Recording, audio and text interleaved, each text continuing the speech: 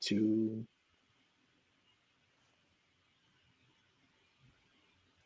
Hi, I'm Leslie M., the author of Swagger, Unleash Everything You Are and Become Everything You Want. And the best piece of advice that I've ever gotten is why not you? Why not you? Holy crap, Leslie! It is about time that we talk about this book. I know, I'm right? so excited, right? This book is amazing and glorious. Congratulations on writing it. And thank you for writing it. And thank you for being here, my friend. It's great to see you. This is such a treat. There's like any excuse to hang out with Phil. That's a good day in my books. Yes, Any day yes. to hang out with you. I'm down. I'm ready for it. Thank you. Well, back at you, back at you. And now we have something to talk about with your book. Not that we didn't, but now this is something to share. And what I think is awesome about your book is that you dispel the bullshit of fake it until you make it. So tell us why that's such bad advice and why we need swagger instead. Okay, so the whole fake it till you make it paradigm is the worst thing you could ever do to yourself. Because as soon as you start to pretend to be something that you're not, that you know stuff that you don't, that you're all that and fancier than you are, it traps you and stops you from being able to ask people for help. Because you're supposed to know it all. You're supposed to have it all in check. You're supposed to know everything. So if you pretend to know more than you don't, you limit your ability to learn what you need in order to develop the confidence that you're trying to fake it, that you're trying to fake in the first place. Because here is the thing. Confidence is not something that the pixies come and sprinkle upon you at birth. Who wants to be confident? Someone step forward, not so fast, little Phil, you step back. Doesn't work like that. Confidence, true confidence can only come from competence. So if you are good at what you do and you've experienced it over and over and over again, and you have that rock solid sense like, I got this, I know what I'm talking about, I'm okay here, that's what's going to give you confidence. Now, the thing that messes with you is every time you go out of your comfort zone, every time you try and do something new and different, your confidence is going to get shaken because you don't yet have the competence to support the confidence.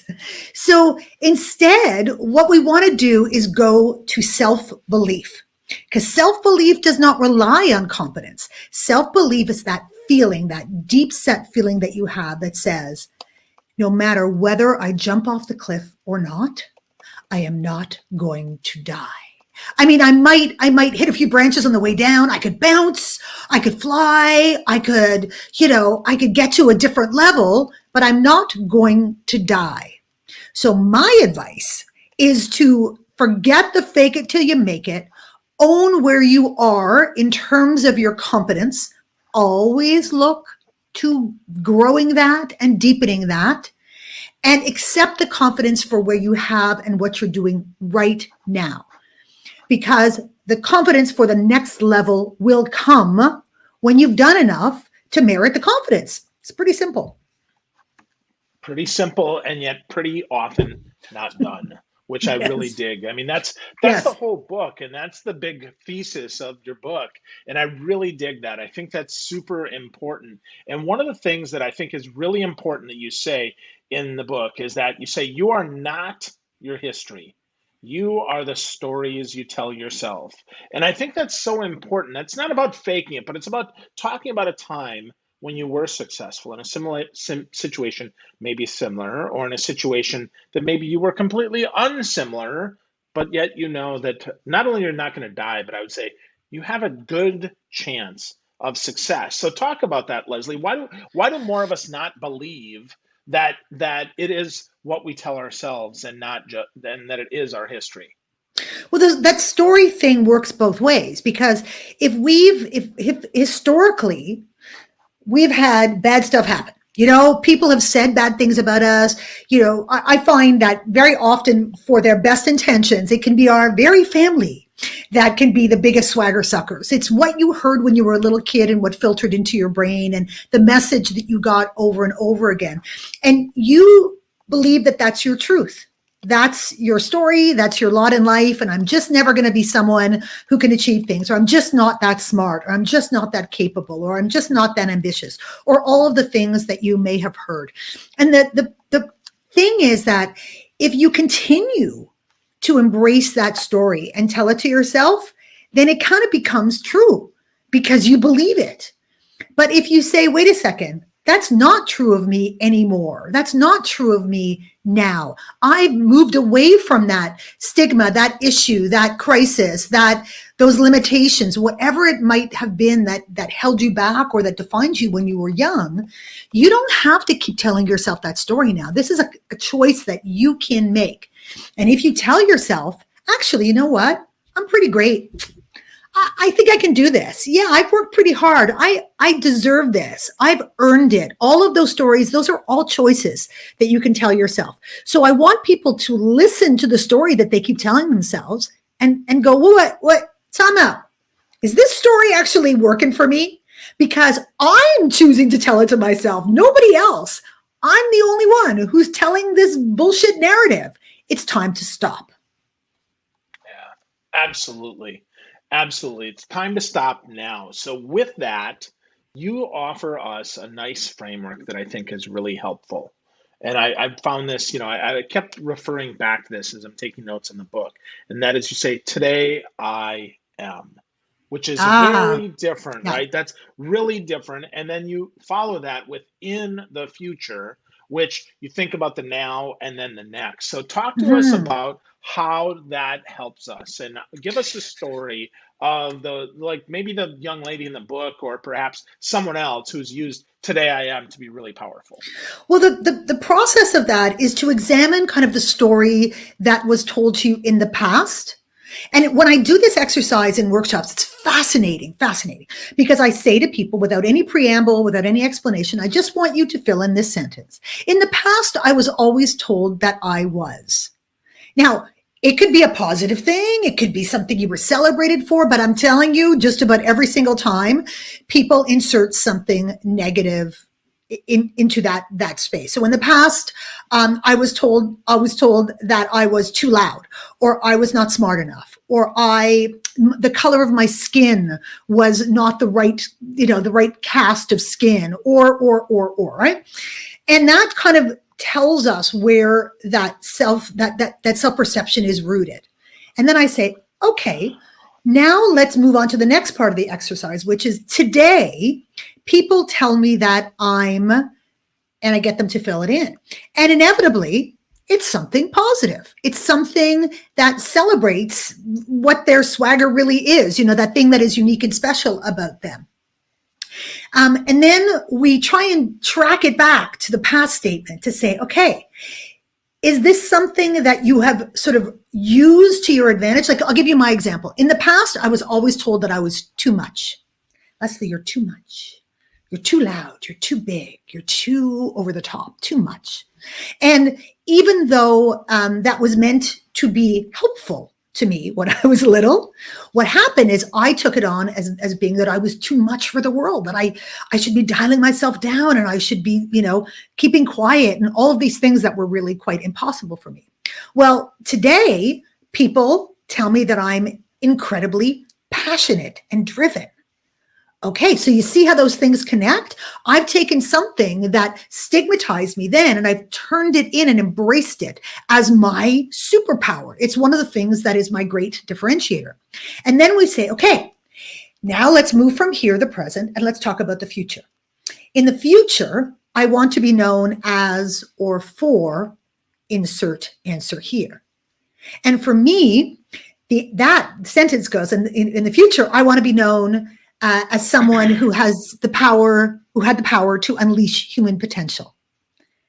Now, you can't do that without being too much. You can't do that without being passionate and driven.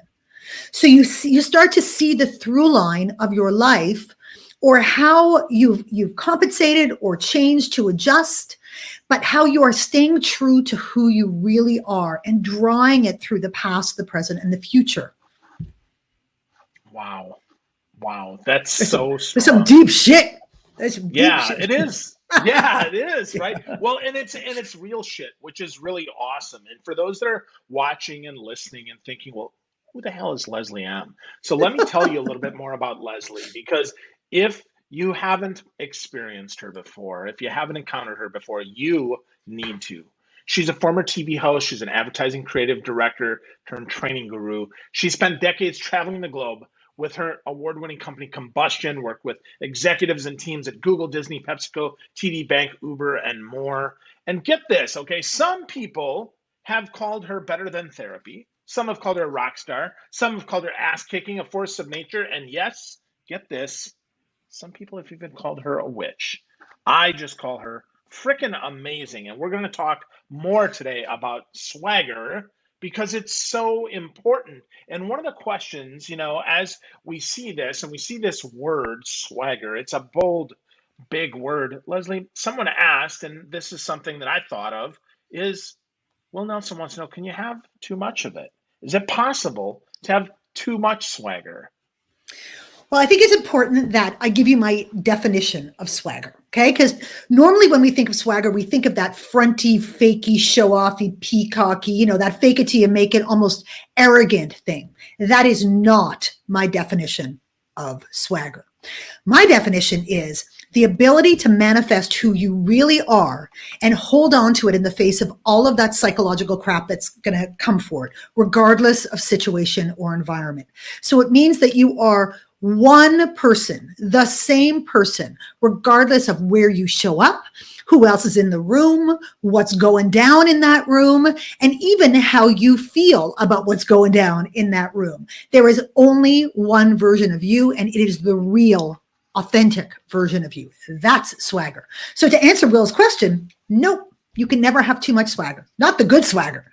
Never. Yeah, yeah, you can't be too much you, right? That's the thing. And so that No, might be too much for some, though, and that's okay because that's those okay. aren't your people. And I think that's important. I like how you quote our friend Ron Tite here. You talk about authenticity as it relates to swagger, right? You say it's more of, well, how do I adjust my hat? Or in my case, how do I adjust my glasses? More than it is, well, I'm going to go get a new set because I know Leslie loves pick a color here, and I don't have that color, so I better get her. She won't like me. Is that what you're talking about here when we talk Yeah. about swagger, Leslie? Yeah. I mean, it's, look, the key is to first um, sort of excavating who you really are. A lot of people have lost touch with who they really are because we adapt to our environment, we adapt to situations. The world slings arrows at us, and we dodge them when we get so used to dodging them that now we're sort of leaning left or leaning right, because it's easier to do that than to deal with the ramifications of not being for everybody, because it's not necessarily easy. But I think what Ron is saying, or with the quote that Ron gave me in the book and so on, is that when you start to understand who you are and embrace who you are and accept who you are, because it's so much about self-acceptance. In fact, swagger is more about self-acceptance than it is sort of self-assuredness, right? Because once you start to accept yourself, you accept the whole deal, and you're ready to say, hey, I am not for everybody. I am like a mocha choca frappuccino latte, no foam, hold the thing with some sprinkles on top and maybe some chili flakes. A lot of people prefer vanilla. And I am okay with that. I'm not going to hate on them for that. I just ask that they don't hate on me for having all this flavor, And I think what's important to remember too is that we don't want to just run around with our hair on fire going, I must speak my truth and be myself and you people better like it. No, bad idea. Not going to win you any votes there. What is key is to understand that swagger is about the ability to speak your truth, and your truth not being held back by all of the blockers that separate us from the world. It's about knowing your intention at all times. What are you trying to accomplish? And if you're trying to be an asshole, it's not going to go well. If you're trying to serve your own ego, it's not going to go well. If you're trying to take other people down, not going to go well.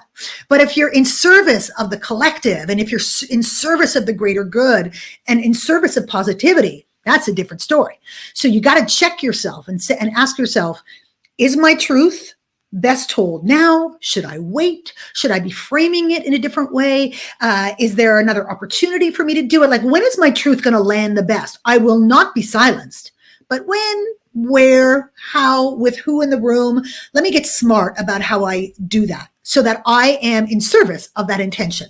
And the final swagger driver is, of course, self-belief. You got to believe that you're freaking worthy of speaking your truth, that you have shit to contribute. If you think about all of the organizations all over the world, you're laughing at me because I'm going now, right? I'm on fire.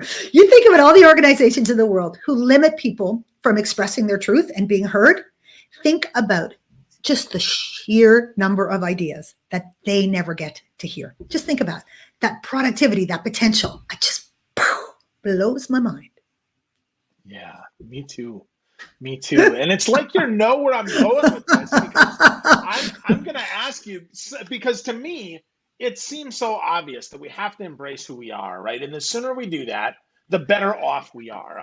I'll tell you, though, it's not always easy. There's a lot of stuff that gets in our way. I mean, I can tell you even something as simple as my glasses and the fact that I wear bright colored shirts. When I was a VP of IT in an organization many years ago, I had a CIO who frankly tried to put me down all the time. He was like, "You're too loud, you're too obnoxious, you think you know everything, all of this."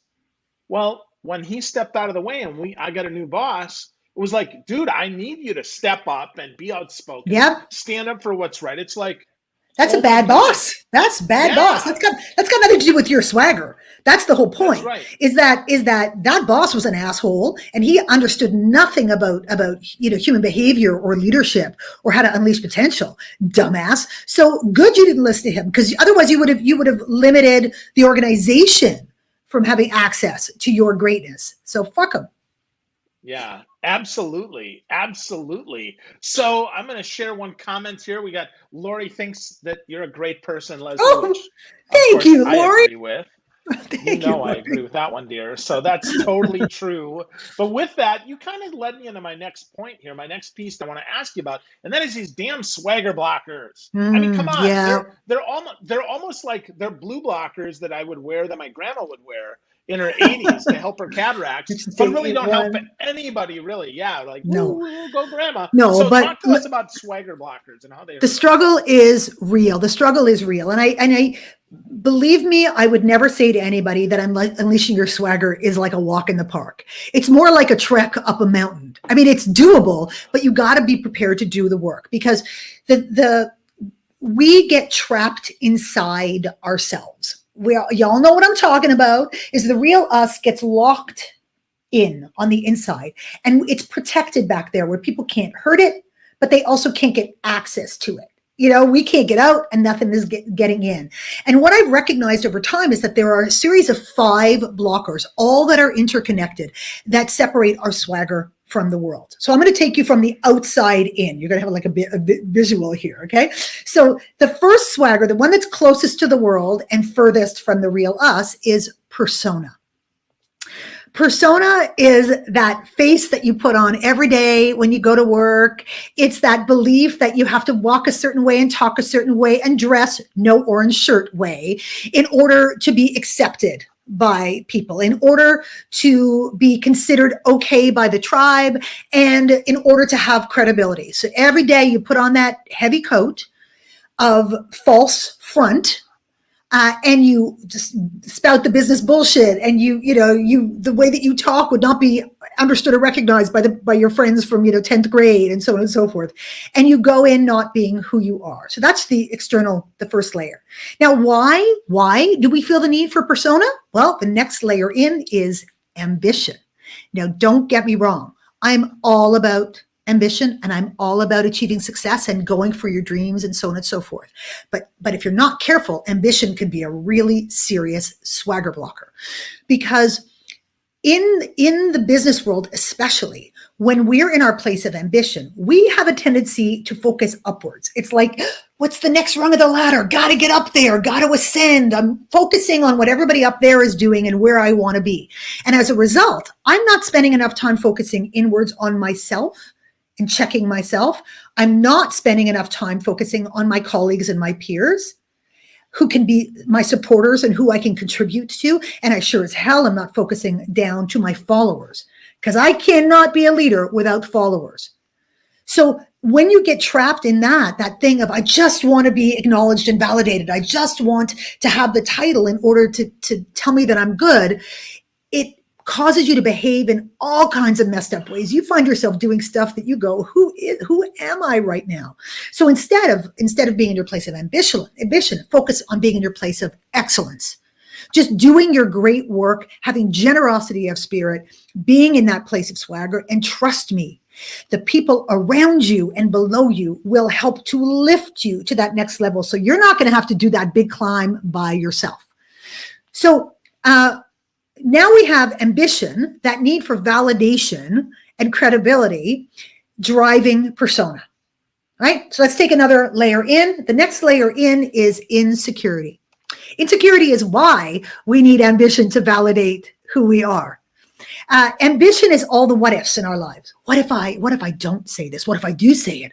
What if someone notices me? What if they don't notice me?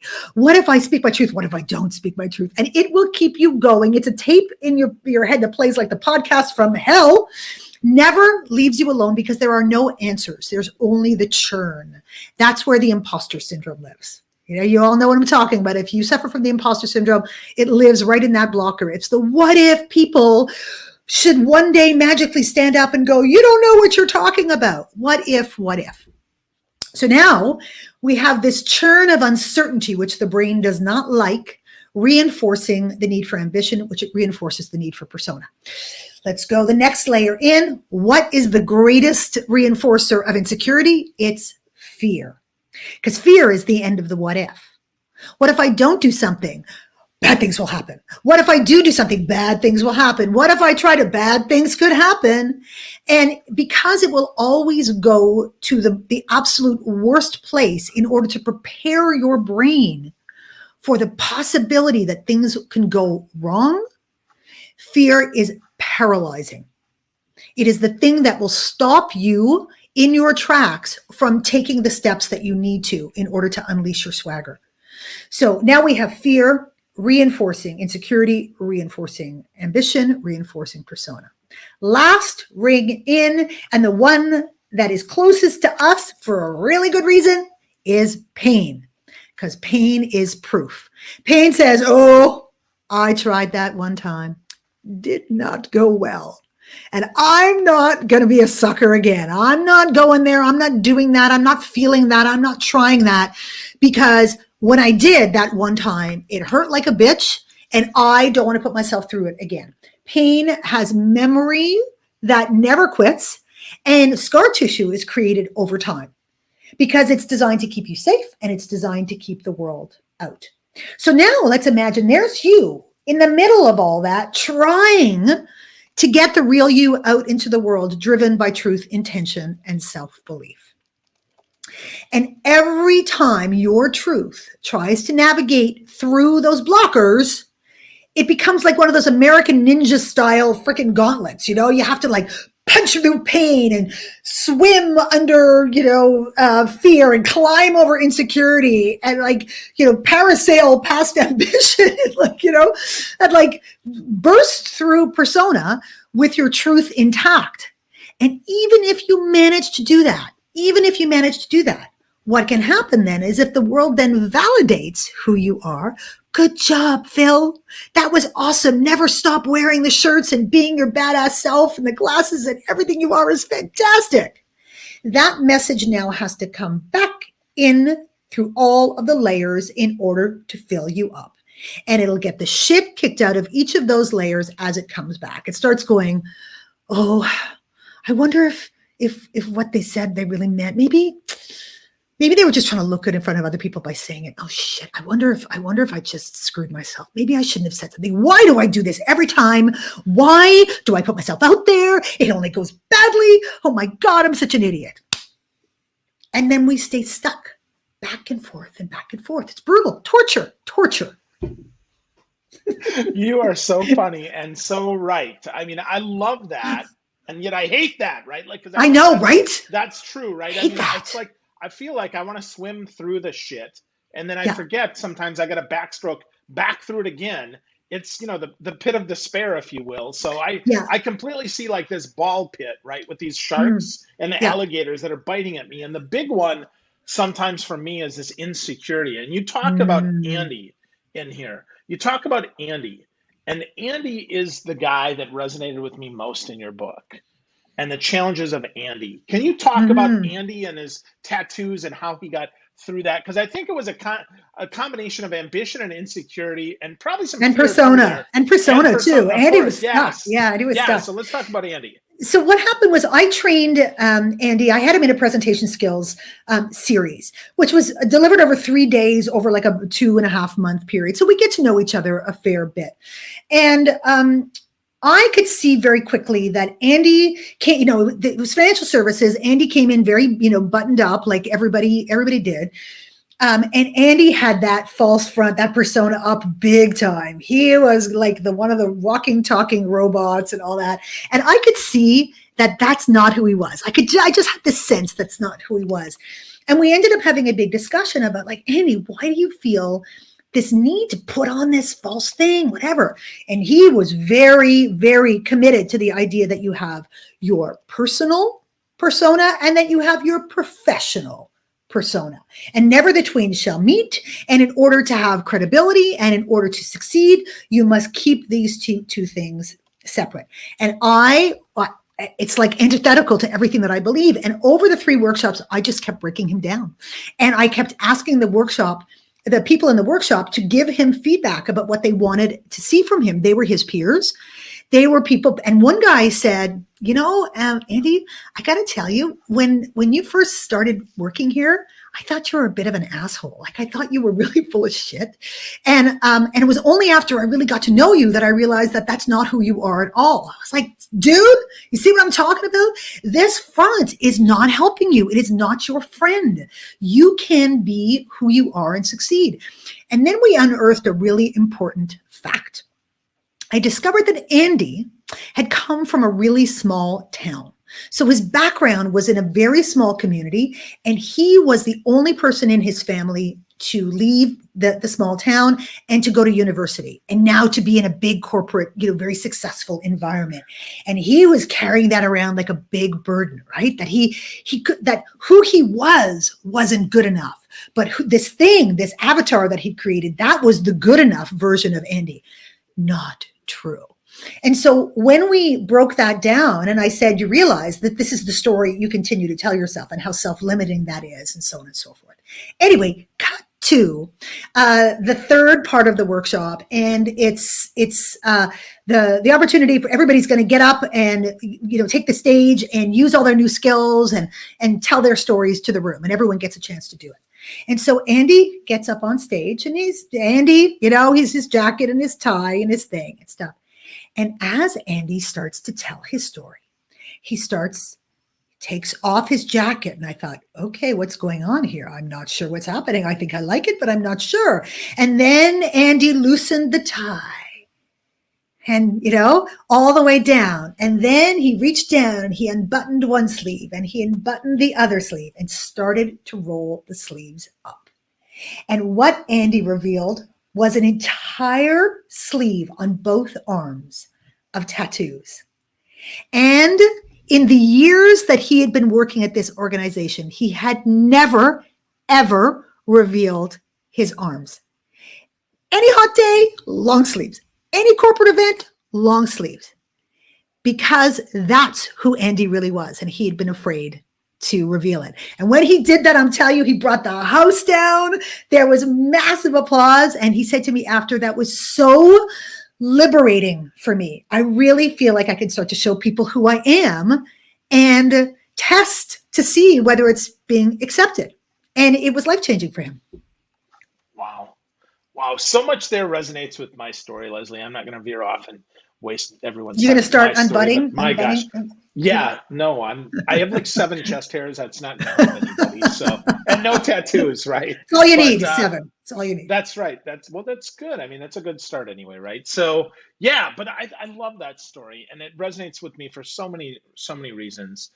And yet it is one of those things that I still struggle with, I think a lot of us do. We worry about the swagger, we worry about those blockers, right? We hear the pain, we hear all of that. Even though we hear the success story, we still struggle. So I've got That's all about just a validation though, right, Phil? That's all about validation and yeah, whether you're allowing the validation that you do receive to go in or whether you're fighting it as it comes in and ignoring it or whatever, or your ability or inability to self-validate. My analogy for validation is like, when you go to those good yogurt shops, and they have the wall of the yogurt machines and you could like put whatever you want in it. You can have the mixie of the three things. You can put weird flavors together. You can do whatever you want.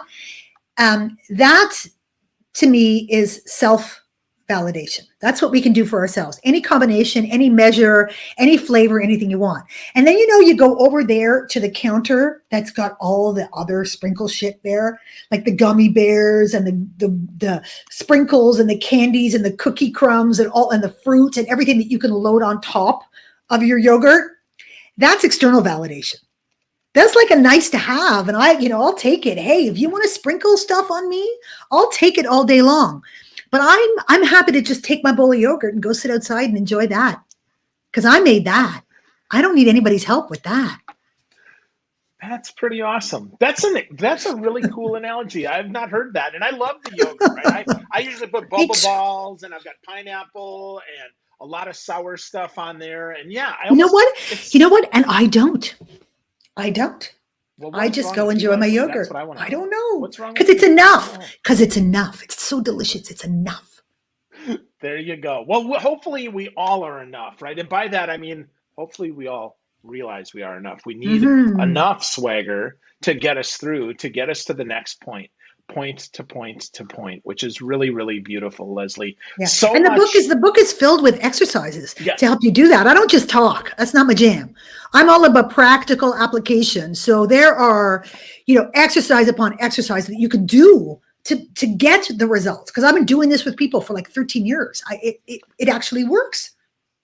Yeah, I was going to say the most beautiful part of the book is not just the stories, but actually that it's a workbook that you can take and you can use to get more swagger in your life. So if folks are going Mm-hmm. to get started, Leslie, if they were going to get started and say, you know what, I am going to get more swagger, obviously, easy enough, they should buy your book. But what else can they do if they want to get started right now today, getting more swagger in their game? I think the very first step is to start to really figure out who you really are. I meet a lot of people who say, but I'm not really sure. I've sort of lost the plot over years. So what I recommend doing is go and talk to someone who's known you since 10th grade and who knows you today, but has known you since 10th grade. Go and ask them a bunch of questions. Do a little questionnaire, a little survey. Ask them what they've always liked about you. What's the same about you today that it was when you were young? What's the thing that makes you a good friend? Why are you someone that they've stayed friends with all of these years, and so on and so forth? Okay, write it down. Then go talk to someone who's known you for maybe 10 years. Could be in a professional capacity, could be a personal, could be a combo platter, ideally, and ask them the same questions. What is it about me that you gravitate to? Why is there value in our friendship? How do you see me? All that kind of stuff. Great. Take your little notes. Now go talk to somebody who you work with, who you haven't known for very long. And in the COVID world, really easy because it's probably somebody who doesn't even know what you look like up close and for real. And ask them the same questions. How do you see me? What do you think? Whatever. And then compare. If there's a huge difference between the people who haven't known you very long and the people who've known you a really long time, it means you have a big swagger gap. That's what I call the big swagger gap. But the truth is that who you really are and the thing that makes you magical and special is more likely through the perception of someone who's known you a really long time. Because like when you go to your high school reunion and you see people that you haven't seen in, I don't know, 10, 15, 20 years, and you go, wow, like, okay, a little less hair, gained a little weight, a little more gray, a little thing, but kind of who they are is pretty much the same. Like that person was voted the most likely to, take over the world, and now they're doing this thing, or they were the one who was voted, class clown, and now they've managed to work that humor into what they do, and so on and so forth. It's not that we don't know who we are. It's just that we get disconnected from it. And I think that who we really are is who we are when we're under the least scrutiny, when we're our most relaxed, when we're around the people who love us and accept us already, because we're not working so hard. So I think that recognizing that and embracing that and trying to keep that alive in your professional environment, in your work environment, is to get closer to that. That's kind of the goal, right? Also, keep track of how often you don't speak your truth. Literally, create a little logbook. How often did I want to speak my truth? What was the truth I wanted to speak, and why did I not speak it? You may be really shocked to discover how often it's happening. And then once you do it for a couple weeks, whatever, a couple weeks, month, and then try and change it one truth at a time. Okay? For the next 2 weeks, pick one time that you would have not spoken your truth and speak it. See what happens. Because you're going to have to test it in order to prove to yourself that there's a better way to be. Wow. You are fantastic, my friend. That is so great. Well, folks, if you love Leslie like I do, and you want to get more swagger in your life, you got to go to swaggerthebook.com. Go get your swagger on. It is a workbook, it is a life book, and it is a game changer. Check it out. Get to know my friend Leslie M. And take some action, right? Do something about it. Go get a copy of the book and work through it. Figure out what your truth is and find your swagger. Leslie, as always, dear, you're a treat. Thank you so much. I love you. Thank you. Love you too, Phil.